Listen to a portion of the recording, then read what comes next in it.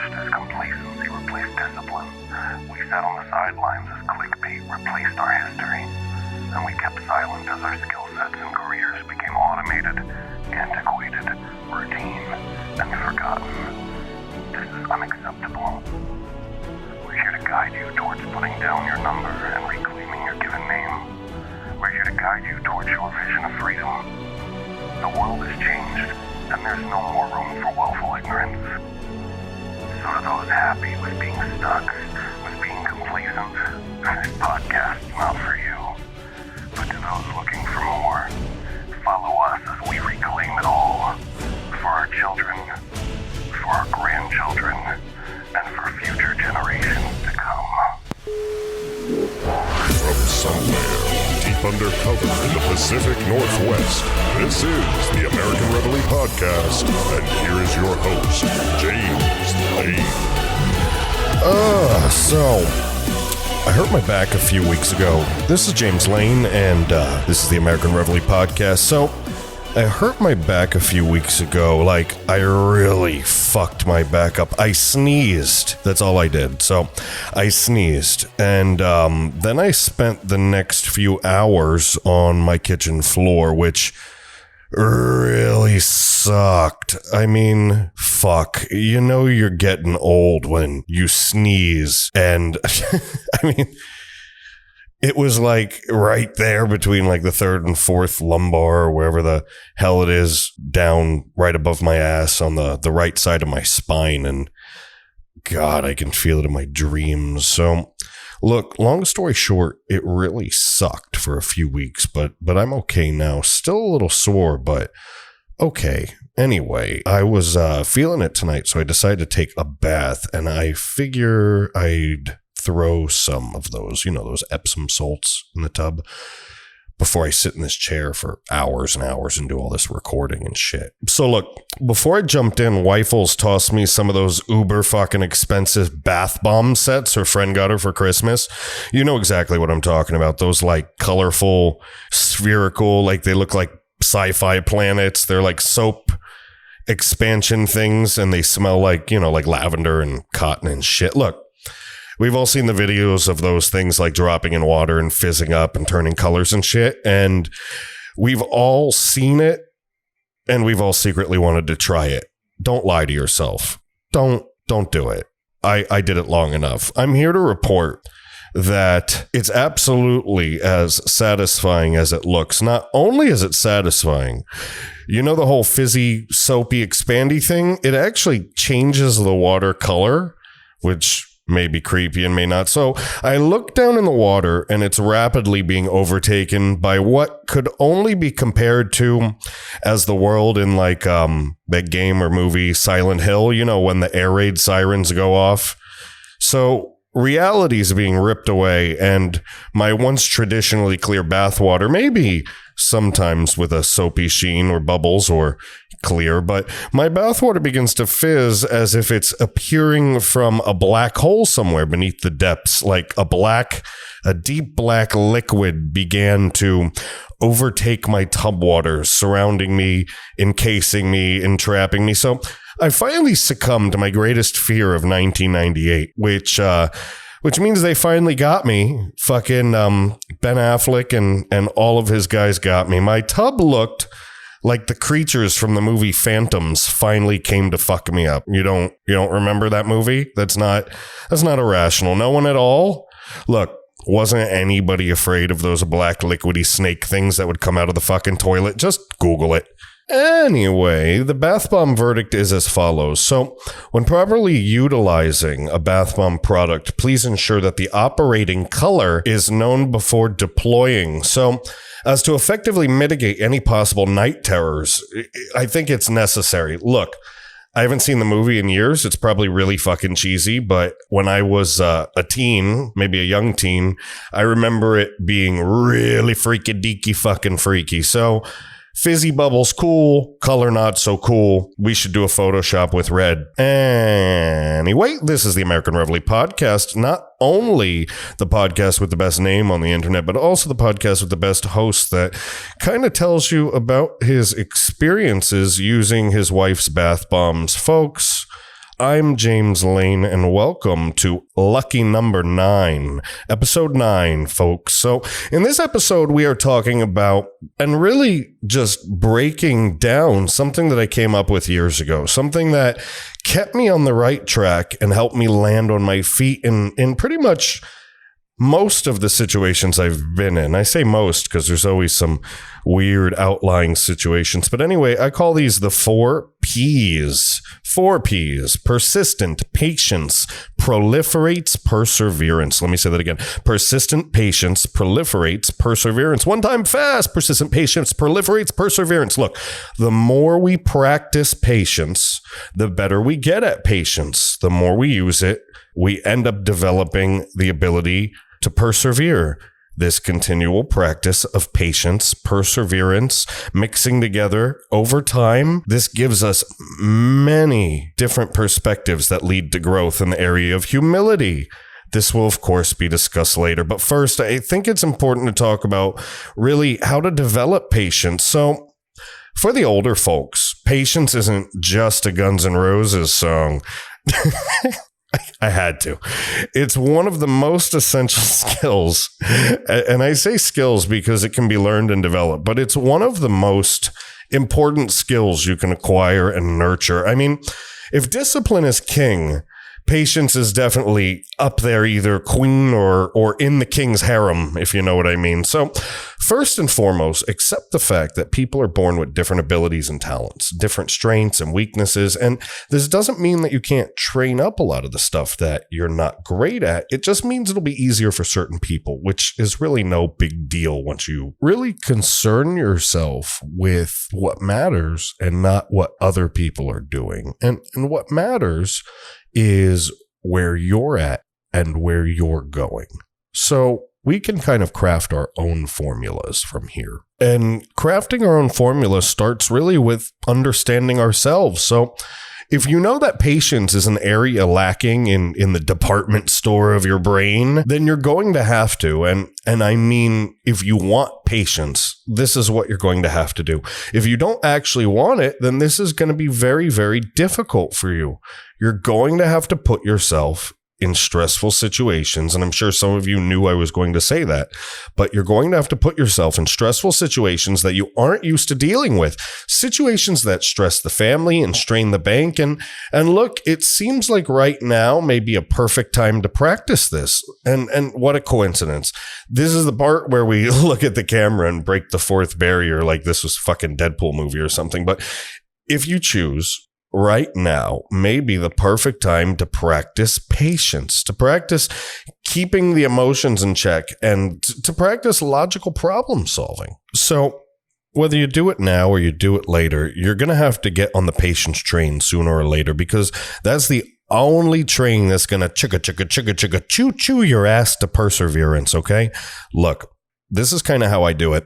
This is what I do and kind of how I figured out patience. There's this dude back in the day named John Kabat-Zinn. I believe that's how you say it. He created what's called MBSR, or mindfulness-based stress reduction. It was a program at the University of Massachusetts. And, you know, this stuff works amazing for the development of patience. And it seems hokey, but an example of mindfulness would be driving the car and gripping the steering wheel, feeling the wheel in your hands and understanding and kind of slowing down the thought processes of how the texture feels, the color looks, the smoothness of the turning. Now, I'm not saying stare at the wheel and focus on its color. I don't want you crashing off a ravine, but you're listening to and attempting to understand what your brain makes of the situation. And it's an overused basic example of it, but it's really about putting yourself in the moment and identifying what's happening piece by piece and really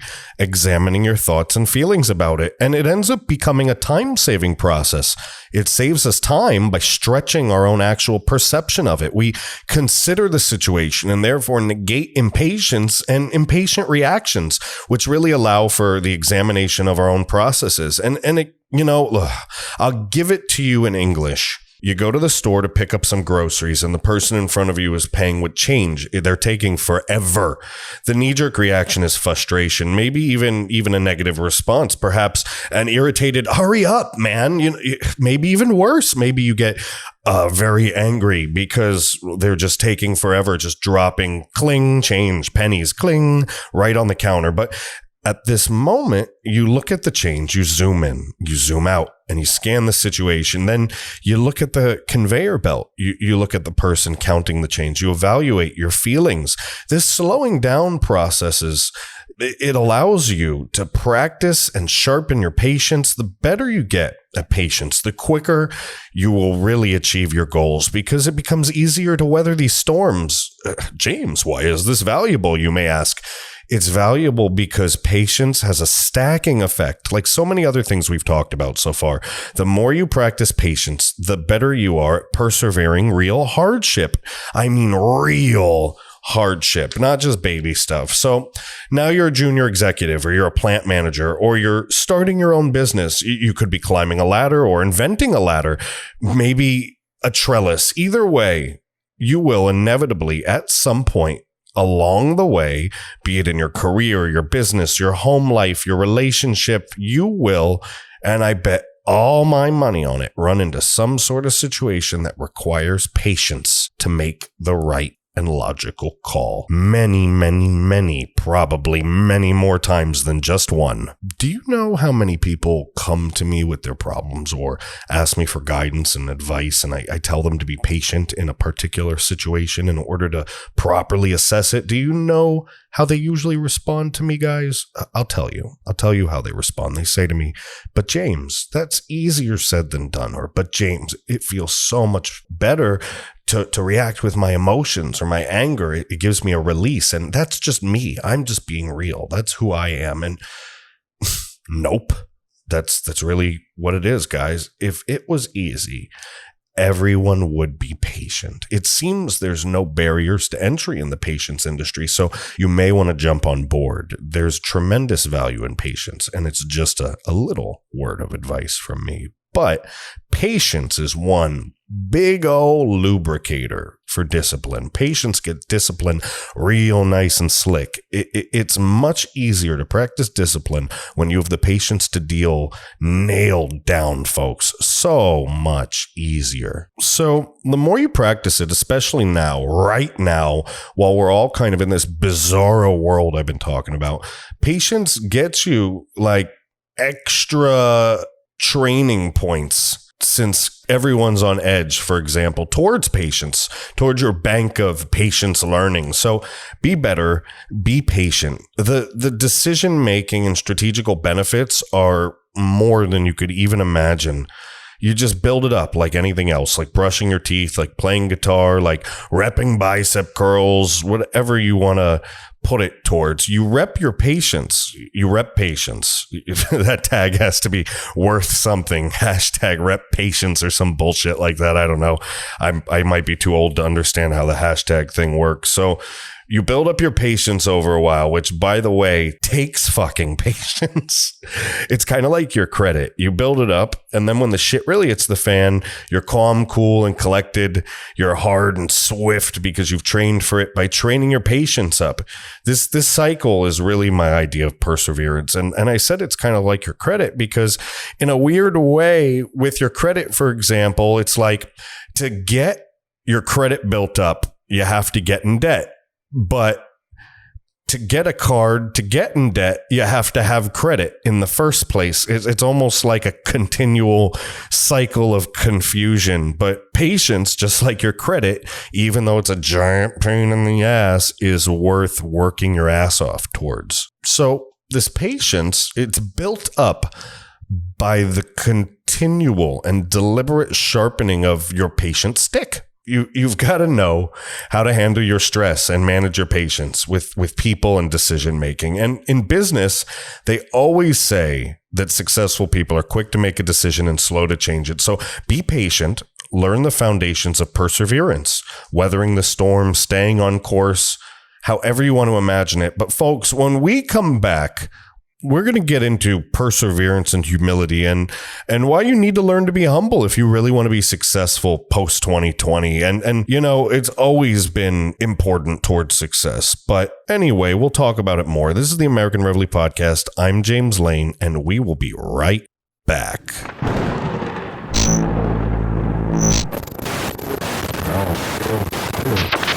Hello. This is a Super American Amazing Fan Club bot of American Reveille Podcast. Show is good. The show is so good, I pick up on long distance radio station. Hoboken, New Jersey. American Reveille Podcast keep us happy. American Reveille Podcast keep us all happy.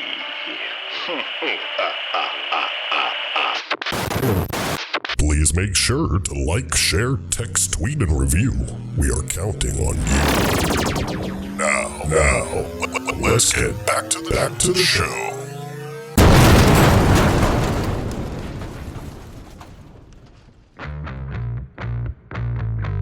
Ooh, we should really take a note on who that was anyway.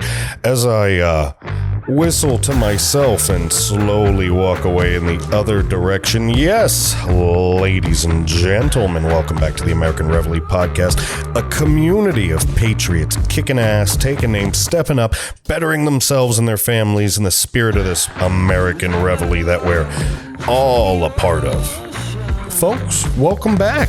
We're talking patience and perseverance, and I never realized just how impatient I was until I lived in the Philippines. So I lived in Davao City most of the time that I lived in the Philippines. And just for reference, I moved there after I got out of the military in 2016. I got out in 2015, but I moved there in 2016 and didn't come back here till in sometime in 2018.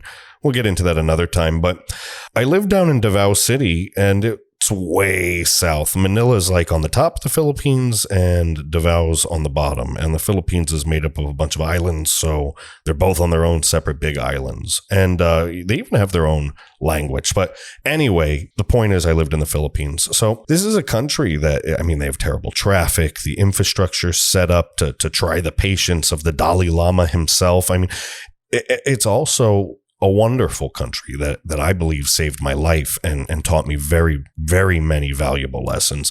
Patience being one of them. So when you act in patience in a developing country, you'll know about it. At least you should, or you really suck as a member of the human race. And at this point, I kind of sucked a little bit as a member of the human race. And I remember an occasion where I went to a small restaurant that was supposed to be, well, tacos. And the tacos were kind of they're akin to the tacos Stallone got in Demolition Man. They weren't really tacos.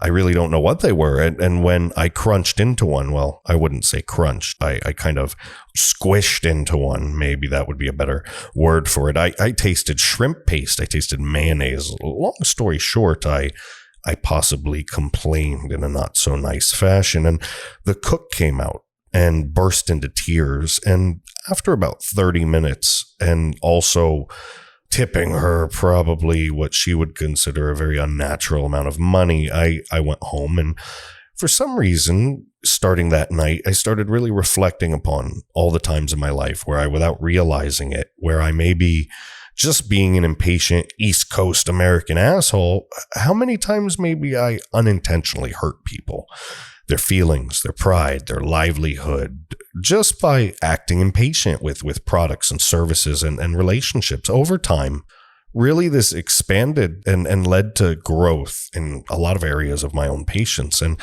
it only took one seed, one spark, and I did go back and thank that person for teaching me a lesson. And a lot of you guys need to reflect upon whether or not you have had moments like that in your life. So I immediately began flinging myself, unconventionally maybe, into situations that would normally test my patience. I began to slow my thinking, my breathing, my decision making. I began to tame my emotions, and I took control of my life in the Philippines. And for that, I will always be grateful to the Philippines. And, you know, this intentional testing of my durability, this deliberate practice really helped solidify my perseverance and my honesty. I believe it can help create perseverance in people with milder upbringings too. I mean, guys, look, the constant perseverance, keeping our attitude right and working hard towards our goals, being patient and really empathizing with others and learning to become quick and deliberate with our judgment and decision making, all of this stuff really leads to a great sense of humility. And honestly, folks, humility is the real lesson I feel we learn from patience. And in the long run, the humility is a gigantic stepping stone towards personal and professional success. And I'm going to tell you why. First, let me put something out there. I don't want you to go to the browser and look up the definition of humility and think that I don't want you to feel good about doing good stuff or about helping. That's garbage. I'm talking about practical humility. I love the concept, by the way. I've never heard anyone else call it. So I'm coining this, practical humility. Practical is all about something actually being useful. So how is humility useful to us? Well, humility is useful and valuable. I mean, we know it's good to be humble, but why is it useful and valuable? Why is it good to be humble? If you're practicing patience with people, with processes, with your personal decision making, all of this patient kind of does something weird after a while to the world around you. And maybe even it's to yourself and your perception of the world around you. But it slows down a little in these moments while you're actually being patient. And after a while, when a lot of it becomes autopilot, you end up with a lot more time to observe the people and situations around you, the things that are testing you, especially yourself. You become aware of your own feelings and responses and the triggers. And, you feel the same about others. You get the sense of their emotions and feelings and responses. And this builds this empathy between people. You start to relate to people. You begin to understand your tribe, your species, and you really start to understand the value in not giving in to the emotions trying to trick you into irrational decision making and judgments. You begin to put other people first, and you start to do more for friends, family, and the community, which brings the success back to you 10 times over. And this is how that works. Naturally, because of that kindness and humility, your networks expand. Your reputation improves, your judgment improves, and this cycle continues and continues and stacks. And this opens up doors later in time when you're building towards your future or rebuilding it again and again. I mean, it happens to the best of us, but these connections, these things, they all stack. And every time we fail, it gets a little bit easier towards achieving success. So imagine you're building, say, the Millennium Falcon out of Legos. And now imagine the Legos are all over the floor in your living room, all under the coffee table, even under the couch. Now imagine humility was like the Force, and it would allow you to mentally pull all the pieces out from under the sofa and the coffee table and just construct them in midair safely and quickly, building the figure, landing it on the coffee table. So there's a moral to this story, kiddos. You don't need the Force to assemble the Millennium Falcon. You could easily pick up the Legos and spend the next week putting them together with no instructions. You don't need the Force, but shit, Jack, it sure is a hell of a lot faster. So now we hypothetically replace the hypothetical Millennium Falcon with the extent of your success in this lifetime and replace the hypothetical speed of the Force with humility. Remember, we're using our visualization. We've been doing it for about 9 podcasts now. So the way I see it, more strategic, practical humility, all of these things can equal quicker and greater successes. So as life kicked my ass a little more here and there, I kind of became humbler. And here and there, this led and leads to wanting to give back. And I realized that enough exposure to humility can lead to the desire to do something selfless, or a lot of things that are selfless. And I think that Americans are amazing people. And if we practice patience, and don't get me wrong, everybody's an amazing person in their own way, be it good or bad. But if we practice patience and we demonstrate perseverance, we can get humble. And I think we need to get humble. It's a good thing to get humble. It may suck getting humble, but it's a good thing to get humble. And I believe the situation we're going through right now with this pandemic winding in whatever way it's going, I think there's a good chunk of people who are going to get patient. They're in the process of getting patient right now. They're persevering right now. They're getting humble right now. And when this is done, they're going to want to give back to their communities and their country and maybe even on a larger scale. And I think it may even spark the desire in some to really give back in much larger ways than we could imagine. And I think we're starting to see that. So I'll give you some examples when we get back. This is the American Reveille Podcast. I've got my feet in the mud and you don't realize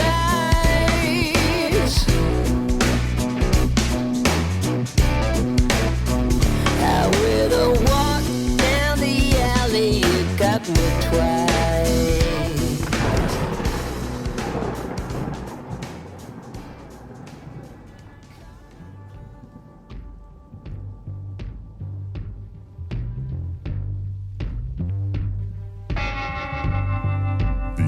Reveille Podcast with James Lane would like to take a moment to thank you for taking the time out of your busy day to tune into the show. It's because of great fans like you that we strive to deliver the best quality content one can create as fast as one can fling the pen.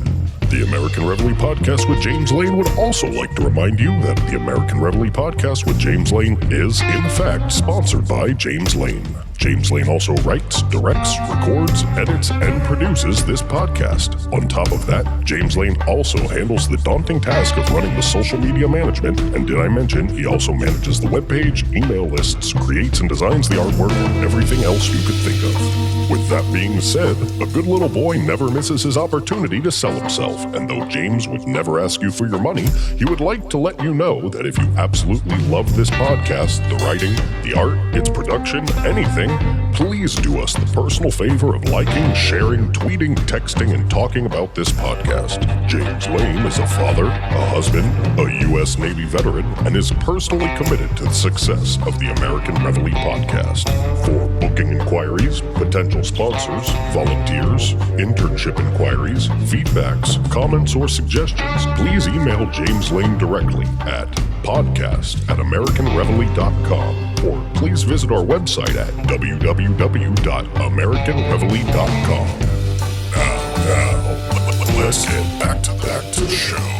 All right, James Lane here with the American Reveille Podcast, and we are back for the third segment talking about humility and selflessness. And you know, there's a strange thing that happens to some people who've been humbled. Some end up wanting to give back, wanting to do something selfless, but at the same time, how can you be selfless if you have nothing much yourself?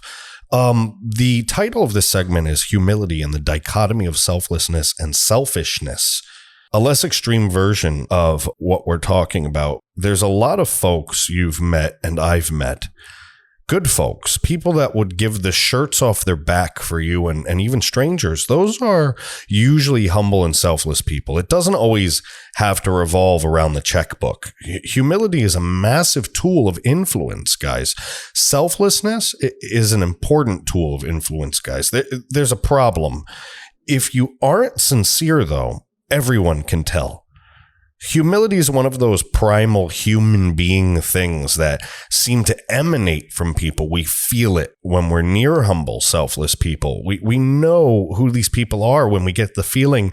You know, you ever talk to somebody after a few minutes and you go, oh, I know that person's solid. They're a good person. We feel that humility, that honesty in them. And so I'm going to give you an example, a good example. And I want to be completely upfront. My military career was not exciting and mainly took place on shore command. So we're not going to get too much into it. And there are plenty of guys and gals that do and did so much more and are more deserving than me of any recognitions of anything. So one thing I found that was helpful for me in terms of transitioning to a civilian was volunteering with kids when I was in the Philippines. And so for a while now, I've wanted to maybe one day have a nonprofit company that takes veterans and sends them to do volunteer work, you know, like feeding and teaching kids, building homes, helping the needy, whatever, infrastructure, things in and out of the U.S. that veterans that may be searching for purpose would really feel like they had some kind of mission, some deployment, some sort of positive purpose to work towards. So I want to make sure my family's taken care of too. I mean, some people want to do volunteer work and have no money, and that's amazing. And I respect that if that's your choice. But I have kids, I have a family, and I'm sure many, if not most of you have kids and family as well. And as much as you'd love to feed the needy, you've got bills to pay and mouths to feed, just like I do. So the question becomes this. Why can't we have both? Why can't we do both? Why can't we take care of our friends and families and also give back to the world? I'm not saying anybody should be forced to do anything. I'm just spreading, the values and skills that I've kind of learned in life and in academia and what's helped me. So it just seems that either you're a poor hero or a rich asshole. And why can't someone do good and do well? I think people are judged too quickly. I think we've seen a few examples in the news as of late of good, but this leads me really to thinking about a concept, that I've been developing over a long time. And it's actually a saying I made. I came up with it, but it rings true. And I know many of you will agree with me, especially if you don't have much right now, especially if you're the one wanting someone to help you. And here it is. And it's absolutely true. And love it or hate it, this is hand to God, the truth. Sometimes you have to be selfish if you want to be selfless. I'm going to say that again. Sometimes, if not most of the time, depending on where you're starting from, sometimes you have to be selfish if you want to eventually be selfless. That's a dichotomy for those who recently learned the definition of that word and still need some more examples. They are opposite concepts, but in my professional opinion, they are completely interrelated. When you come from a starting point in life that takes an immense amount of work to climb out of, it can really seem like an impossibility to help anyone else. And some people feel like they can barely help themselves, but taking steps towards a larger purpose and bigger goals, it is a tremendous help, and wanting to do good counts. So there's a ton of opportunity out there for people that don't have much, a lot of opportunities to do something special, especially right now. So if you've been listening to this podcast, then you know what my opinion is on people having a window right now to change a lot of things for themselves. So it's okay to take care of yourself.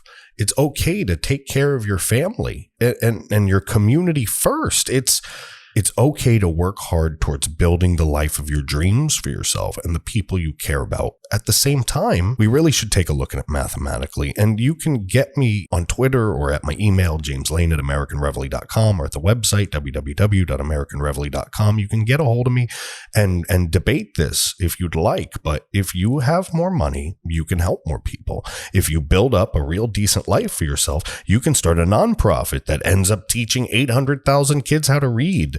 Helping anyone is tremendous, and I will always look out for the individual. But man, I really want to do something big one day, and I know some of you do too. And if you just want to do small things, that's amazing too. Especially now with everything that's been happening economically on top of everything else.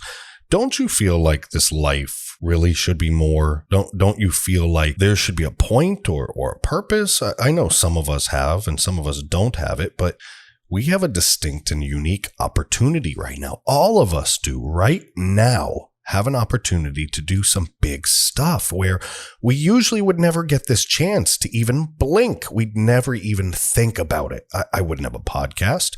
You wouldn't be doing what you're about to start doing. Do you guys know what absolutely terrifies me? Do you guys want to know what keeps me up at night? I'm going to open up with you guys right now. I'm going to open up to you. This is it's a sensitive moment for me.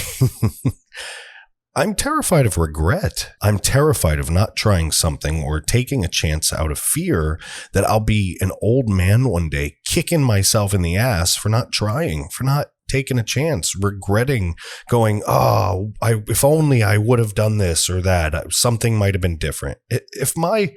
Look, my 87-year-old grandma wishes she could have gone to Paris and paint like she was supposed to before her father forbid it decades ago. My mom wanted to be a cartoonist for Disney, and instead she ended up working 3 jobs for most of my childhood so that I could have a chance.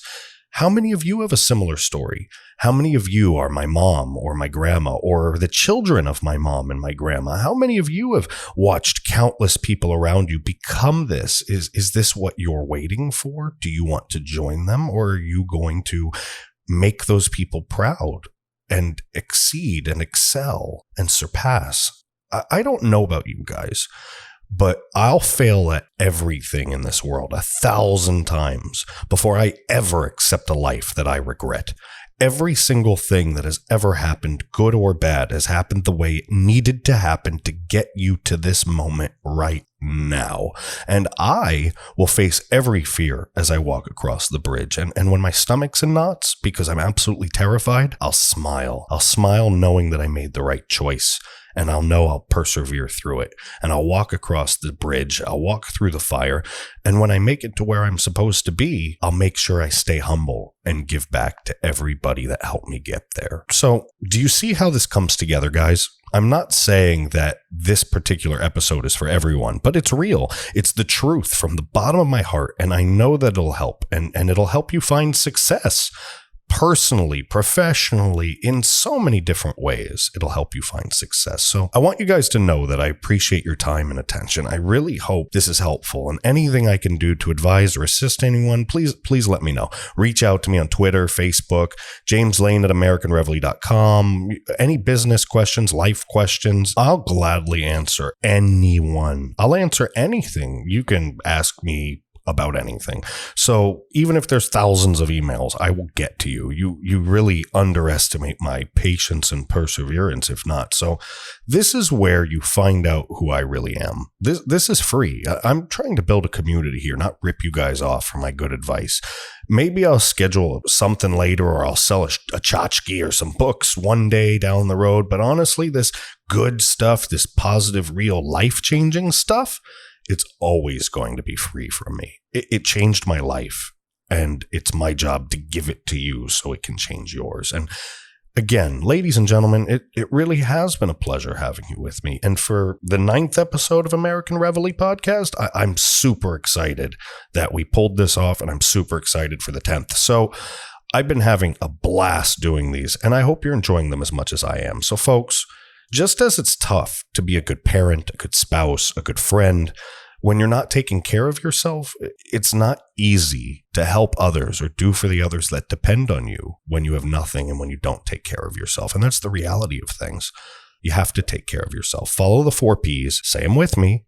Persistent patience proliferates perseverance. And remember that sometimes you have to be a little selfish to act selflessly. And I'll explain more on the next episode. But until next time, guys, this is James Lane reminding you to stay firm and keep that discipline lubed up. Yeah, baby. Clocking on out. Little by little, piece by piece, I take back what's been stolen from me. Little by little, piece by piece, until I'm complete.